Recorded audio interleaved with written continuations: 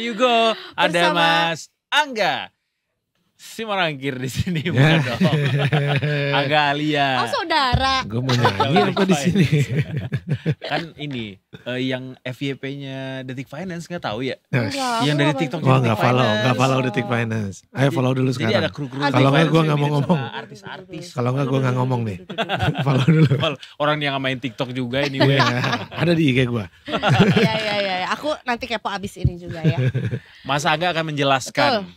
kenapa kita harus dukung program makan bergizi gratis, enggak dong? Kata siapa harus dukung? Kita pengen nanya dari sisi Detik Finance juga karena ini Ya. kita akan bicara soal anggaran ya Mas Angga. Mm-mm. Ini anggaran sebenarnya kan di APBN 2025 disepakatinya 71 triliun. Ya. Tapi ternyata ini bahkan bukan not even halfway, Yes. baru di awal udah ada ancang-ancang akan menaikkan anggaran karena kebutuhannya membengkak gitu. Ya. Ya tentu akan ditambah dong. Tentu Itu kan memang. 71 cuma buat 17 juta. Sementara targetnya kan 89. Tapi 71 itu tadinya supposed to be the whole year of Iya. 2025 Pada akhirnya cuma kan? 6 bulan. 6 Oh, bulan 6 doang. pada Iya. akhirnya. Iya 6 Jadi bulan emang ya itu untuk tuh- 6 bulan pertama. Tapi kan ini rencana jangka panjang Mas Angga. Iya makanya ya bisa kebayang lah duit yang dibutuhkan seberapa besar gitu kan. Ya namanya juga ngasih makan orang. Betul. Mahal lah. Yang seperti kita bicarakan tadi. Coba kasih tahu deh analogi. Kalau kita. kawinan aja yang paling mahal apa? Kita kawinan. Kita belum kawinan ya, jadi Iya. belum Ya. tahu sih. Enggak Mas Ya Angga udah. baru pulang nih dari Oh, iya Ini benar. Baru ngaplop tadi. Baru ini ya. Jadi ibarat amplop survei ya? ini pajak 12%, nanti Waduh. dipakai buat ngasih makan. Waduh. Enggak. Jadi kan di kawinan aja yang paling mahal tuh catering, ngasih makan gitu. Jadi ngasih makan orang tuh mahal sebenarnya. Ya. Jadi ya mungkin pemerintah juga udah ngitung-ngitung dengan segala konsekuensinya gimana. Ya makanya mereka bilang ini anggaran belum final, ini masih bisa bertambah. Ya mungkin bisa juga, karena kan kalau sekarang pemerintah bilangnya tahap uji coba, masih uji coba lah gitu awal-awal walaupun sudah berjalan. Tapi kan ke depan pelaksanaan di lapangan tiba-tiba kurang apa, kurang ini butuh apa, trial and error, akhirnya bengkak lagi, nambah lagi, ya itu masih bisa terjadi sih pada akhirnya gitu. Sebelum program ini bergulir, sebenarnya kan Pak Prabowo dan juga timnya mengkampanyekan akan menggalakkan program ini. Kita udah dengar tuh ya bahwa anggarannya memang sefantastis itu, Iya. ratusan triliun Iya, setiap betul, tahun betul. gitu. Ini karena dia baru mulai aja, makanya kemarin sempat 71 triliun gitu ya. Iya. Dan ini anggarannya harus dari APBN. Iya. Sementara Karena kan kan memang kemampuan program APBN kita Ya. itu tuh bisa dibilang saat ini masih gali lubang tutup lubang gitu. Artinya kita memaksakan gak sih, walaupun ini udah sempat kita bahas juga ya, kayak melihat keadaan sekarang, kondisi ekonomi sekarang, walaupun kalau kata timnya Pak Prabowo, ini adalah jalan kita juga salah satunya untuk mencapai ekonomi 8%. Ya. Ya mungkin kan ini kan lebih ke janji politik ya. Kalau janji politik mau nggak mau harus diusahain. Biasanya gitu kan. Dan banyak juga janji-janji politik yang nggak jalan juga kan. Pada akhirnya janji cuma sebatas janji dalam pelaksanaannya ternyata nggak bisa bla bla bla kita alihkan apa. Nah ini baru tahap awal janji politiknya nih.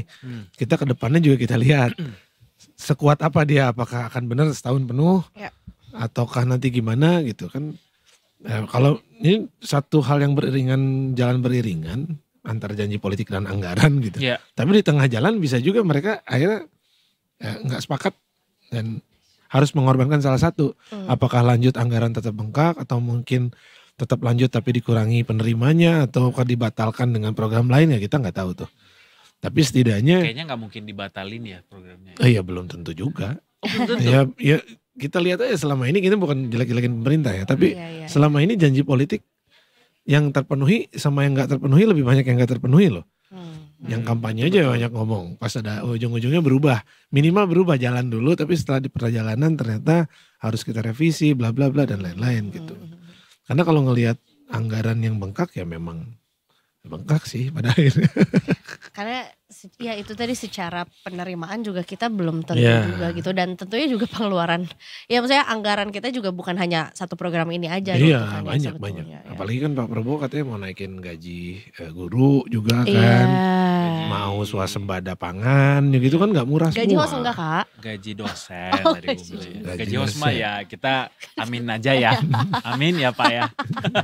Pak yang Pak siapa nih Pak Prabowo kejauhan. Siapapun lah yang merasa bapak-bapak. Yang pernah meeting sama Pak Prabowo Iya berarti. bisa. Oh, iya. Oke. Gitu. Tapi to be wise and realistic Mas Angga, ngelihat kondisi APBN kita, perlukah kita tetap melanjutkan program ini dengan idealisme yang dibawa sama Pak Prabowo atau harusnya kayak gimana? Oke. Again ya, ini kan janji politik. Jadi kalau nggak dilakukan, nanti pendukungnya pun bisa marah. Jadi memang udah bener lah dilakukan dulu. Mungkin nanti di tengah jalan mereka mau revisi atau gimana, kita nggak tahu. Tapi kalau melihat APBN wise, di tengah ekonomi yang memang masih belum lari kenceng lah. IHSG juga masih turun terus kan dari. Tadi kita juga bilang 2025 ekonomi global tantangannya Nah, itu kencang. dia, makanya alangkah lebih bijak mungkin untuk bisa mereview kembali sih. Mereview kembali apakah perlu seperti ini. Karena bilang gini, ini pandangan gue sebagai editor aja nih yang sering bikin berita ekonomi ya. Bukan sedikit sotoy lah gitu. Sebenarnya kenapa nggak pernah dilakukan dari dulu juga mungkin ada pemerintah yang dulu juga mikir juga gitu. Dengan segala kerepotannya gitu. Harus logistik dari tempat bahan-bahan ke dapurnya, logistik dari dapur ke sekolah, pembagiannya di sekolah itu kan sebenarnya rumit gitu. Betul. Dan lebih mudah mungkin kayak zaman dulu bansos. Ya udah tiap keluarga miskin kasih duit. Ya lu terserah kasih makan apa enggak gitu kan. Pada akhirnya lu kewajiban pemerintah udah ngasih lu bantuan. Misalkan gitu kan. Tapi ya kalau pemerintah rela untuk ya kita bisa lah gitu. Ngelihat negara lain bisa, kita juga bisa lah ngasih-ngasih yang gratis gini gitu. Cuman ya harus dilihat juga nih dari hulu ke hilirnya pembagiannya itu. Karena kan kalau pemerintah bilang kan katanya melihat negara lain sudah ada yang berhasil. Ya mungkin juga ada. Kayak misalkan Jepang atau Amerika gitu. Rata-rata sekolahnya udah punya kantinnya tuh yang udah bagus gitu. Udah kantin kayak kantin kantoran, ada dapur besar yang ketika disuruh bikin ini ya untuk sekian ratus orang gitu. Itu mereka tinggal jalan dan bahan-bahan tinggal dibawa ke satu titik. Dan udah jadi tinggal dibagiin gitu. Sementara kalau ngelihat situasi sekolah di Indonesia, coba sekolah lu zaman dulu deh, pada punya dapur gak? Enggak lagi. Enggak lagi. Dapur ibu kantin paling kan? Iya. Dapur ibu kantin 30 kan gak tahun mungkin yang lalu juga ya. bisa bikin Iya. dalam jumlah banyak gitu. Nulis nyatet juga masih di prasasti kan? Di lontar dong. Nah kalau misalnya Iya, itu SM ada, gitu. misalkan ada satu sekolah percontohan yang dapurnya bagus dan bisa masak di situ tinggal dibagiin, itu mungkin lebih enak gitu. Tapi yang gue ingat kalau nggak salah nih pernah dibilang antara dari pemerintah atau dari timnya kabinet gitu atau dari partai Gerindra, katanya di awal mau bikinnya itu di daerah-daerah terluar dulu alias di daerah ya sebagai inilah percobaan dulu gitu bahwa ini sebenarnya gimana sih formulanya. Kalau sekarang yang kita lihat kan kayak di Jakarta juga udah ada, di mana di udah kota-kota ada. besar Iya. sudah mulai ini ya. Bahkan kita juga taunya karena anak-anak pelajar ini posting di sosial media gitu ya. Artinya juga mereka Iya. secara ekonomi Ya juga kan mampu. akhirnya gitu. balik lagi ke janji politik tadi. Pada pelaksanaannya tiba-tiba, waduh kalau terluar nih agak susah nih ngirimnya gitu. Bahannya mahal nih, nggak mungkin 10.000. Nah mungkin dengan perhitungan-perhitungan seperti itu akhirnya ya udah nanti dulu deh ini kita pikirin dulu di sini biar jalan dulu. Bisa aja kayak gitu. Karena kan dengan dipatok 10.000 tuh berat juga. 10.000 berarti kalau misalnya kita pakai vendor lah. Misalkan lu punya perusahaan catering, mau nggak di program ini? Ya lu pasti kan mikir marginnya. Margin berapa gue dapet? Berarti kan gue harus beli bahan, gue harus masak, gue harus nganterin. Nah, ongkos masaknya berapa? Ongkos belanjanya berapa? Lu harus dari 10.000 satu anak, masuk gak gitu? Nah, mungkin kalau di Jakarta oke lah, pasar deket, bisa ngambil. Sekolahnya juga gak jauh-jauh amat. Sementara pulau terluar, Susah. beli bahan harus pakai kapal misalnya itu kan gak mungkin 10.000. Pasti dengan segala kesulitannya, akhirnya ya yang seperti kita lihat sekarang. Makanya gitu. jatuhnya kayak programnya tergesa-gesa untuk segera digulirkan. Kenapa nggak pelajari dulu terus try out dulu apa dulu Iya, gitu. iya. Tapi ya lagi-lagi balik ke janji politik kan susah ya. Kalau program tergesa-gesa kayak gitu kayak ada kemungkinan gak sih kayak negara jatuhnya rugi nanti ketika diperiksa Iya, sama BPK Ah, laporannya. tapi kan Terlalu banyak. hitungannya gini, ketika itu sudah perintah presiden Hmm. dan harus jalan, ya harus kerugiannya di mana gitu. Selama SOP-nya jalan, SOP-nya bener kan, Hmm. paling mungkin nanti dievaluasi bahwa oh ternyata negara malah defisit gara-gara ini gitu. Tapi itu kan nggak bisa nyalahin juga karena itu kan program yang dia mau. Kecuali dalam pelaksanaannya ada main-main, ngambil duit, nah itu baru salah. Ya mungkin ini juga bisa jadi trial and error program barunya pemerintah sih. Kayak kita pas mau bikin satu program, kita belum tahu nih bakal menguntungkan atau enggak. Biasanya kita ya udahlah pakai dulu anggaran yang ada, walaupun mungkin lebih ke situ sih pada akhirnya. Apa bagaimana Mas penambahan anggarannya rencananya dan akan Buat nutup ini ya, iya, heeh. ya salah satunya kan pemerintah berhemat juga.